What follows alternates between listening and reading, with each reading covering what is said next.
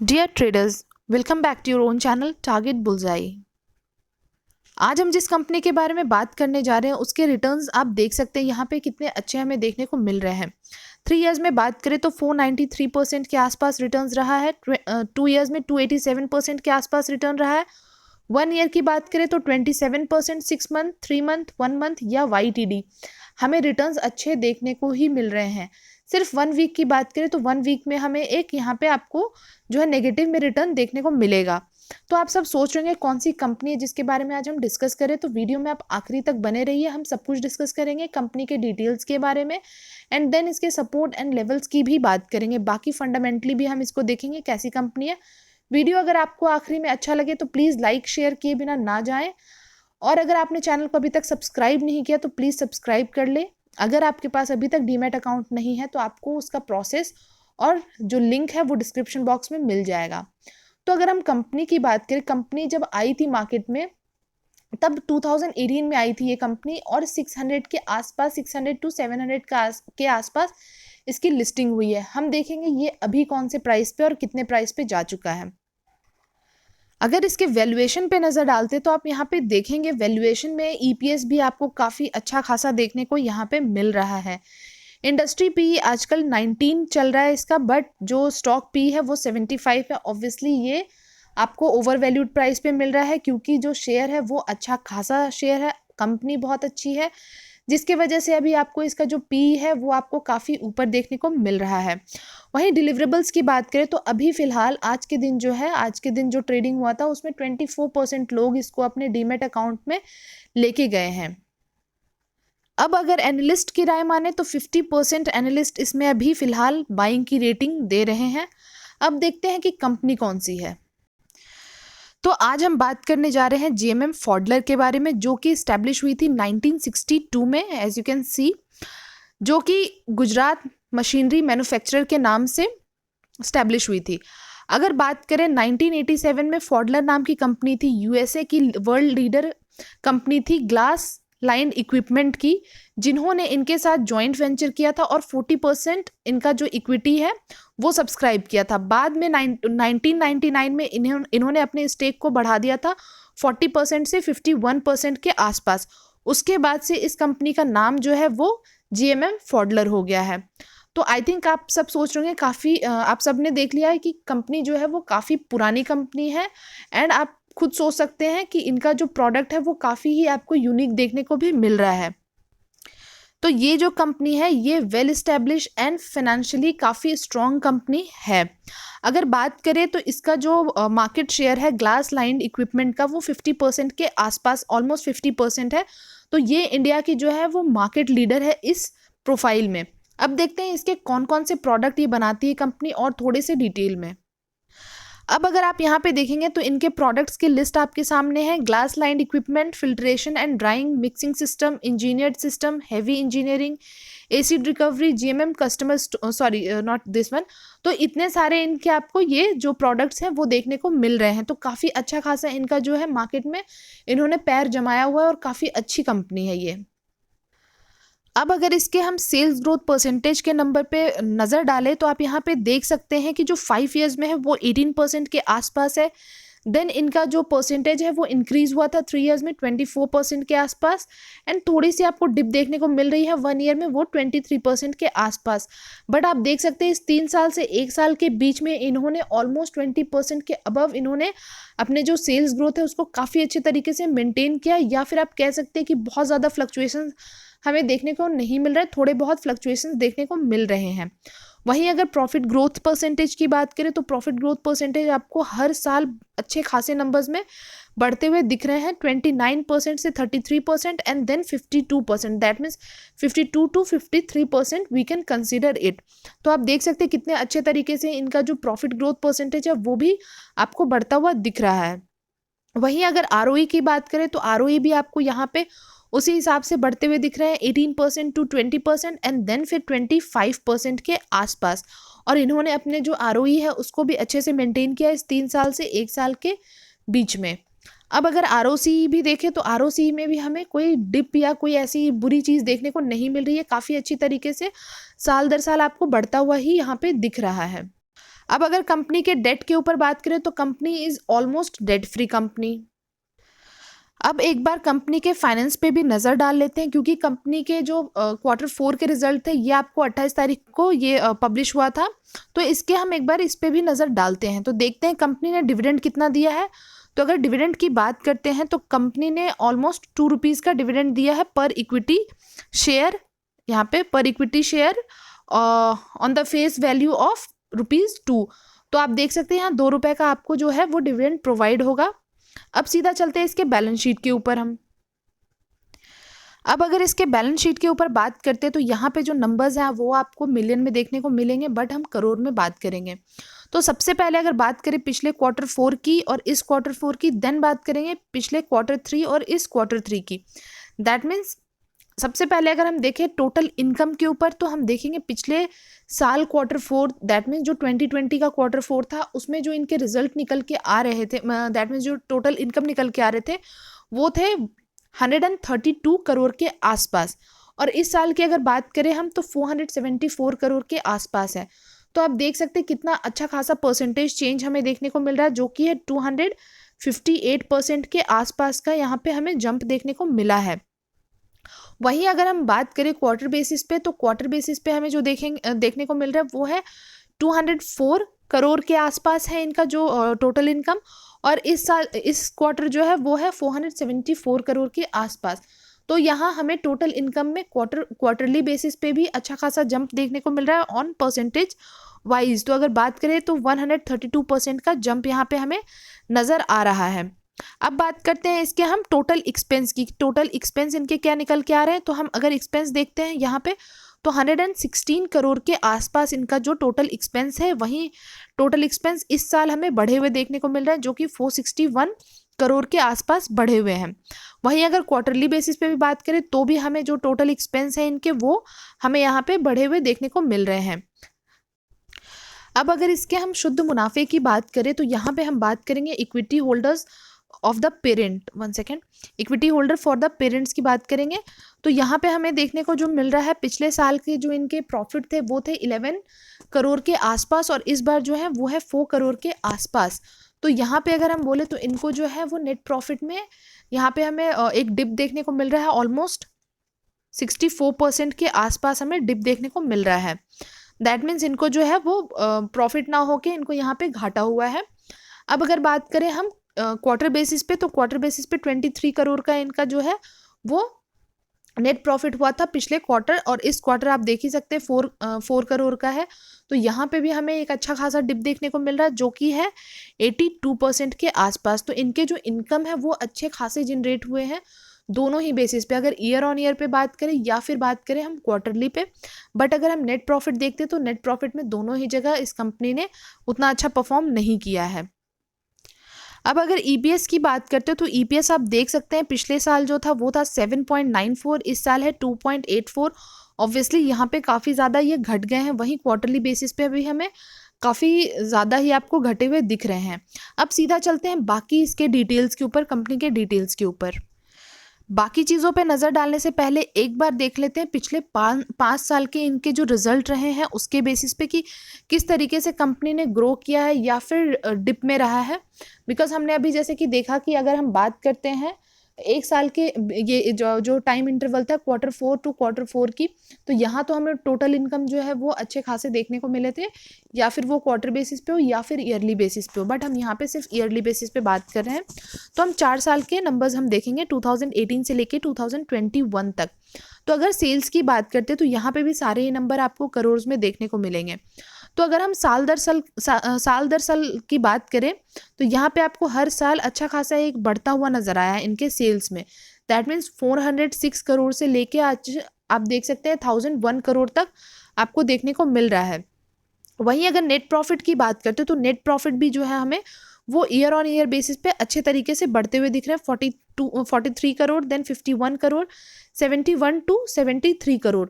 तो यहाँ पे जो ईयर बेसिस पे है वो अच्छा कर रही है कंपनी। बट वही हमने क्वार्टर बेसिस पे जो देखा है, क्वार्टर बेसिस पे कंपनी ने इस साल मतलब इस क्वार्टर उतना अच्छा परफॉर्म नहीं किया है सिर्फ नेट प्रॉफिट के मामले में। बट जो टोटल इनकम था वो क्वार्टर बेसिस पे भी उन्होंने अच्छा जनरेट किया है। बाकी अगर हम और भी डिटेल्स देखें, जैसे शेयर होल्डिंग हो गया, तो उस पर भी बात करते हैं। अब आप यहाँ पे देख सकते हैं शेयर होल्डिंग की अगर हम बात कर रहे हैं, तो यहाँ पे जो इनके प्रमोटर्स के पास जो होल्डिंग है, इन्होंने जो जून 2020 में था, इनके पास 75% के आसपास होल्डिंग था, बट उन्होंने जो सितंबर 20 में कट शॉर्ट किया, उसको एक तरीके से यहाँ पे मेंटेन किया हुआ है इस 3 क्वार्टर में। वहीं एफआईआई की बात करें, पहले एफआईआई के पास वैसा कोई होल्डिंग हमें देखने को मिल नहीं रहा है बहुत बड़े नंबर्स में, बट हाँ, हर क्वार्टर इन्होंने अपने जो होल्डिंग्स हैं उनको इंक्रीज ज़रूर किए हैं। डीआईआई के पास भी पहले कोई होल्डिंग्स ऐसा बहुत बड़े नंबर्स में नहीं थे, 2.10 के आसपास थे, बट हमें क्वार्टर टू क्वार्टर उसके बाद हमें बढ़ते हुए दिख रहे हैं। वहीं अगर पब्लिक की भी बात करें, तो पब्लिक भी अपना जो भरोसा है इस शेयर के ऊपर दिखाती हुई नज़र आ रही है, क्योंकि जून 20 से लेके अगर हम बात करें मार्च तक की, तो मार्च में तो इन्होंने ऑलमोस्ट जून 22 मार्च 21 29% है, बट बीच में और भी ज़्यादा था। सितंबर 20 में अगर बात करते तो 30.75 था, देन दिसंबर में 30.33 था। तो फ्रॉम सितंबर से बात करें तो इन्होंने कट शॉर्ट किया, बट अगर जून से बात करें तो जून टू मार्च अगर हम डायरेक्ट देखते हैं, तो यहाँ पे हमें बढ़ा हुआ फिर भी दिख रहा है पहले के मुकाबले। अब देखते हैं इनके जो शेयर होल्ड जो प्लेज है इस कंपनी के ऊपर वो कितने हैं, और म्यूचुअल फंड कौन कौन से इनके ऊपर इन्वेस्ट कर रहे हैं। अगर हम प्लेज की बात करें तो कंपनी के ऊपर किसी भी तरह का अभी तक कोई प्लेज नहीं है। बाकी आप यहाँ पे म्यूचुअल फंड की होल्डिंग्स यहाँ पे आप देख सकते हैं क्लियरली, अभी बहुत ज़्यादा परसेंटेज में हमें देखने को नहीं मिल रहा है, बट हाँ, हो सकता है ये आगे नंबर्स आपको इंक्रीज होते हुए या डिक्रीज होते हुए कुछ भी हो सकता है। तो हम बात करें जो म्यूचुअल फंड है, वो Sundaram infrastructure advantage fund direct growth का 1.81% के आसपास है, आईसीआईसीआई का है, एडल्विस का है, Nippon, Edelweiss flexi, then Edelweiss mid cap. तो एडल्विस का हमें 3 तरीके का जो डिफरेंट जो स्कीम है म्यूचुअल फंड के, वो हमें इन्वेस्टेड इसमें दिख रहे हैं। बाकी आईसीआईसीआई है, निप्पॉन है एंड सुंदरम है। तो काफ़ी अच्छे आप कह सकते हैं कि म्यूचुअल फंड इसमें इन्वेस्ट कर रहे हैं अभी के टाइम पे। बाकी एक बार हम चलते हैं अब चार्ट के ऊपर। अब यहाँ पे हम चार्ट पे डिस्कस करेंगे, जहाँ पे 1 वीक का कैंडल ओपन है। यहाँ पे हम 1 वीक के टाइम फ्रेम पे जो कैंडल है वो 1 वीक को रिप्रेजेंट करता हुआ नजर आ रहा है। तो जैसा कि हम देख सकते हैं, अभी जो ये शेयर है वो अभी आपको देखने को मिल रहा है जो प्राइस है। सबसे पहले प्राइस से पहले हम एक और चीज़ हम बात कर लेते हैं कि ये जैसा हमने वीडियो के स्टार्टिंग में कहा था कि ये कंपनी जो है वो मार्च 2018 के आसपास जो है ये लिस्ट हुई थी, और 600 टू 700 के आसपास इसकी लिस्टिंग हुई थी। बट अगर अभी करंट प्राइस की बात करें तो ये शेयर आपको अभी देखने को मिलेगा 4898 के आसपास। अभी 2021 में हमें इतना अच्छा खासा एक आप देख सकते हैं कितना अच्छा मतलब शेयर ये भागता हुआ नज़र आया है। तो वहीं हम रिटर्न्स भी देख रहे थे, तो रिटर्न उसी के बेसिस पे हमें अच्छा खासा देखने को मिल रहा था। बट उसके बाद की बात करते हैं कि फिर शेयर में क्या हुआ, कहाँ तक ये शेयर गया था और अभी कहाँ पे है ये सब कुछ। तो अगर हम बात करें, जब 600 से 700 के बीच इसकी लिस्टिंग हुई थी, बट फिर जो मार्च में जो सबसे बड़ा फॉल डाउन आया था अभी तक का, तो अगर उसकी हम बात करें तो ये जो मार्च में था जब इसने लो लगाया था अपना, तो 1876 के आसपास तक ये नीचे चला गया था। उसके बाद अगर बात करें तो अभी जैसे प्राइस पे है ये 4898, बट ये अच्छा खासा उसके बावजूद भी ये ऊपर गया था, जो कि प्राइस था यहाँ पे 6850। तो आप खुद सोच सकते हैं कि मार्च से लेके सिर्फ सितंबर तक का टाइम था, सिर्फ ये इस टाइम फ्रेम पे कितना अच्छा इसमें एक बुल रन हमें देखने को मिला था। तो आप खुद सोचिए कि आपको जो प्राइस था 1876 टू 6850, कितना अच्छा खासा इसी बीच में कुछ ही महीने के बीच में अच्छा खासा रिटर्न बना के दिया होगा। बट उसके बाद हमें एक अच्छा खासा एक फॉल डाउन भी यहाँ पे देखने को मिला है। लोगों ने प्रॉफिट बुक किया है, बहुत जम के किया है, क्योंकि फियर मार्केट में बना हुआ था। एंड वापस से अभी अगर बात करें तो सेकेंड वेव कोरोना का वापस से चल रहा है मार्केट में, उसके वजह से भी थोड़ा यहाँ पे फियर हमें बना हुआ दिख रहा है। तो उस टाइम शेयर और अपने नीचे नहीं आया था। दैट मीन्स 20 वीक ईएमए है उसको सिर्फ ब्रेक करके अपने 50 वीक ईएमए को के ऊपर सस्टेन करता हुआ नज़र आ रहा था। और अगर अभी फिर बात करें, जब यहाँ पे ये आपको फॉल डाउन दिख रहा है फिर से, उस टाइम भी ये अपने जो 50 वीक ईएमए उसको वैसा ब्रेक करके स्ट्रांगली यहाँ पे नीचे की तरफ एक बार भी क्लोजिंग नहीं दिया है इसने। हम 1 वीक की बात कर रहे हैं, बाकी छोटे टाइम फ्रेम पे हमें चीज़ें अलग देखने को भी मिल सकती है, वहाँ पे हम अलग बात करेंगे। तो अगर थोड़े लॉन्ग टाइम फ्रेम की बात करते हैं तो यहाँ पे आप देख रहे हैं कि फिर भी ये कोशिश में लगा हुआ है कि अपने जो 50 वीक ईएमए है उसके ऊपर ही सस्टेन करने की कोशिश में लगा हुआ है। बट आप फिर से देख सकते हैं यहाँ पे एक थोड़ा सा ऊपर आपको एक थोड़ा सा एक हल्का सा कह सकते हैं कि एक जंप देखने को मिला था, यहाँ पे बाइंग इनिशिएट हुआ था एंड देन फिर वापस से एक छोटा सा बाइंग यहाँ पे इनिशिएट हुआ, लेकिन आपको 2 हफ्ते से ये वापस से गिरता हुआ नजर आ रहा है। अब सोचते हैं कि आगे क्या होने वाला है, या फिर अगर ये नीचे आता है तो हमें क्या करना चाहिए, या फिर अगर ऊपर की तरफ मतलब अप ट्रेंड में जाता है तो हमें क्या करना चाहिए। तो वो हम थोड़े छोटे टाइम फ्रेम पे डिस्कस करेंगे। अब अगर हम छोटे टाइम फ्रेम पे देखें, दैट मीन्स 1 डे के टाइम फ्रेम पे हर एक कैंडल 1 डे को रिप्रेजेंट करता हुआ नजर आएगा। तो अगर यहाँ पे हम देखते हैं तो भी ये शेयर यहाँ आपको अभी फिलहाल जो है वो काफ़ी आप कह सकते हैं कि आप यहाँ पे बहुत ही ज़्यादा बुलिश मोड में अभी आपको देखने को मिल रहा है, क्योंकि अभी हाल फिलहाल भी इसने जो है अपना एक हाई लगाया था, वो था 5884 का, और अभी आपको इस प्राइस पे आता हुआ दिख रहा है। यहाँ पे काफ़ी दिनों से आप देख सकते हैं, 4-5 दिनों से यहाँ पे एक प्रॉफिट बुकिंग हमें देखने को मिल रहा है। तो अभी हमें ऐसा लग रहा है कि ये और हो सकता है नीचे आ सकता है और फिर ये जाएगा ऊपर। तो अपने वापस से जो प्रीवियस इससे पहले का जो प्रीवियस हाई था, दैट मीन 6850, तो ये वहाँ तक भी जाने के इसमें चांसेस लग रहे हैं। बट उससे अगर पहले हम देखें कि अगर ये अभी ब्रेक होता है और नीचे की तरफ, तो सबसे पहले अगर बात करें एमएसीडी की बेसिस पे, तो एमएसीडी के बेसिस पे भी हमें ये थोड़ा ब्रेकआउट देता हुआ नज़र आ रहा है नीचे की तरफ। तो बी रेडी, अगर आपको इन्वेस्ट करना है तो आप नीचे की तरफ के जो ब्रेकआउट्स होंगे उसके लिए आप वेट कर सकते हैं एंड देन फिर आप वहाँ पे जो बाइंग है अपना वो इनिशिएट कर सकते हैं। तो अगर हम बात करें कि हमें कहाँ पे बाइंग इनिशिएट करना है या फिर क्या करना है, तो अभी फ़िलहाल आपको जो है वो 4818 के नीचे अगर ये ब्रेकआउट देता है और वहाँ पे अगर कोशिश करता है कि सस्टेन करने की, तो आप वहाँ से बाइंग इनिशिएट कर सकते हैं नीचे के लेवल पे। और उससे नीचे की अगर हम बात करते हैं और सपोर्ट की, तो 4728 या 26 के आसपास आप देख सकते हैं। सबसे पहले तो जो हमने बताया कि 4818 के अगर नीचे ब्रेकआउट देता है तो आप इस प्राइस पे जा सकते हैं 4728 या 26 के आसपास। अगर उससे नीचे और हमें लगता है तो फिर आप जा सकते हैं 4592, अदरवाइज 4284 के आसपास आप यहाँ पे बाइंग इनिशिएट अपना जो भी है वो चाहे तो आप कर सकते हैं। बट अगर बात करें कि क्या ये अपने 200 डे ईएमए के भी नीचे जाएगा या 200 डे ईएमए तक पहुंचेगा, दैट मीन्स 4000, लगता नहीं है कि ये शेयर इतना नीचे जाएगा जब तक कोई बहुत बड़ी न्यूज़ ना आ जाए या फिर बहुत बड़ी यहाँ पे कोई आप कह सकते हैं कि प्रॉफिट बुकिंग ना आ जाए। बट ऐसा अभी फ़िलहाल के टाइम में तो होना नहीं चाहिए। बट जो भी है, आपको अगर बाइंग इनिशिएट करना है तो आपके लिए अभी वापस से एक अच्छा मौका आपको आता हुआ दिख रहा है कि अगर नीचे के लेवल पे आपको मिलता है तो आप वहाँ से बाइंग इनिशिएट कीजिए और उसके बाद ये आपको अच्छा खासा प्रॉफिट ज़रूर बना के देगा।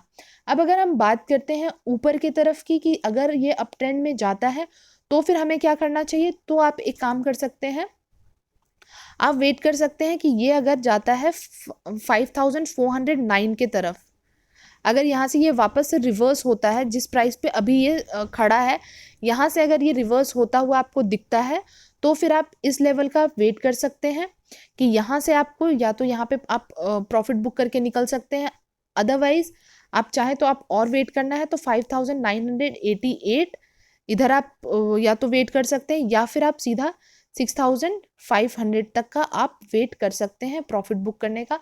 बट हाँ, आपको थोड़ा सा लॉन्ग टर्म पे आपको होल्ड करना पड़ेगा। ये नहीं, ये स्विंग ट्रेडिंग के लिए नहीं है कि आप आज BTST कर रहे हैं या फिर ऐसा, ये मत करिएगा।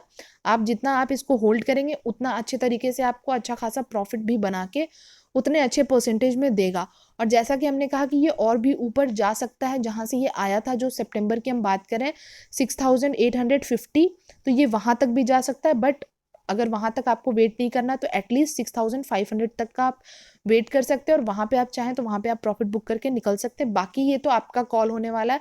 बाकी शेयर में कोई तरह की दिक्कत नहीं है और अगर चाहें आप तो इसमें अच्छा खासा आप जिस हिसाब से आपका जो टाइम फ्रेम होगा उसके हिसाब से आपको इसमें प्रॉफिट भी बना के ये शेयर आपको देगा ही देगा। तो चलिए, आई थिंक आज हमने अपने वीडियो में काफ़ी कुछ इसके बारे में डिस्कस किया। बाकी जो जो भी आपको डिसीजन लेना है वो एक बार अपने फाइनेंशियल एडवाइजर से कनेक्ट करके ज़रूर ले सकते हैं आप। चलिए फिर मिलेंगे आपसे हम जल्द ही नेक्स्ट वीडियो में, तब तक के लिए thank you and take care.